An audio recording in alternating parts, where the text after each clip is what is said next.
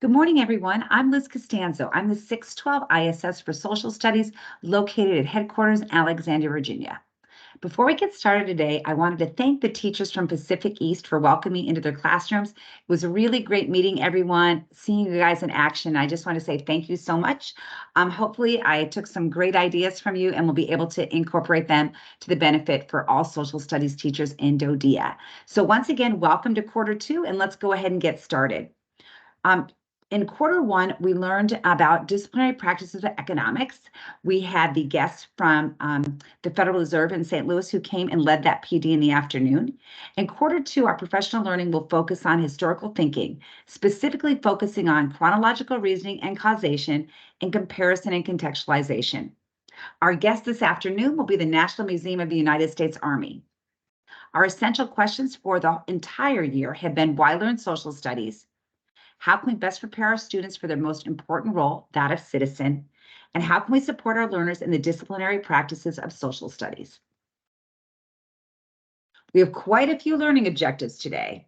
First, you started with your core instructional strategies this morning, and the learning objective that comes from there is building academic language, discourse, and inquiry based strategies using core or tier one instructional best practices to support all learners. You're going to be able to describe the instructional practices for chronological reasoning and causation in comparison and contextualization. We're going to use resources and common instructional practices to engage learners, identify resources from the National Museum of the United States Army that support teaching and learning of our practices, and create a mini lesson or plan a virtual field trip aligned to a standard with either chronological reasoning and causation or comparison and contextualization using DoDEA resources and or strategies and possibly incorporating a remote field trip or resources from a museum. So that's our background for today.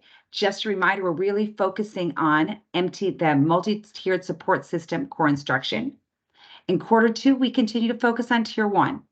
Tier one is that core instruction. It includes short and long-term learning objectives with research-based best practices to meet the needs of all students. So let's go ahead and get started. Once again, welcome to quarter two professional learning.